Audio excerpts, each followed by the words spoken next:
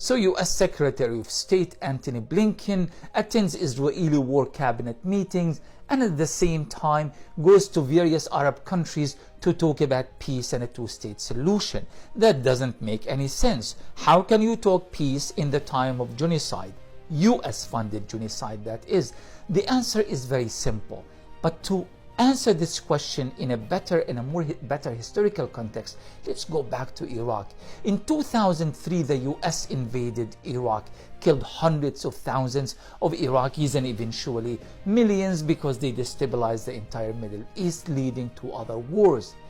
But in June of that same year, President W. Bush went and he brought Arab and Israeli leaders together and they launched the Roadmap to Peace, the Roadmap to Peace initiative, because he wanted to give the impression that the US doesn't just have a vision of war, they are also peacemakers.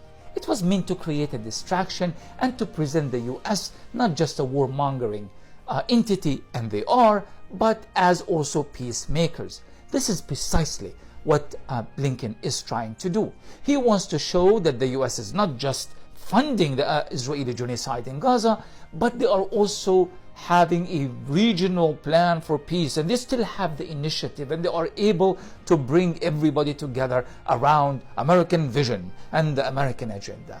That was number one. But there is another reason of that, and that is distraction. You see, the US is giving Israel billions of additional funding to the other billions that they have been giving them for many years anyway, to strike at Gazans. They have been the cheerleaders of this genocidal war on Gaza.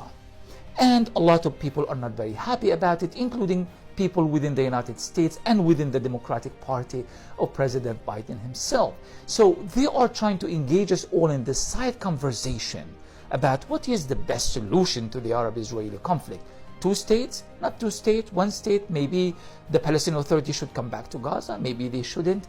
And as we are engaging in all these political conversations, the Israelis are given a free hand to carry out this ongoing Holocaust in the Gaza Strip.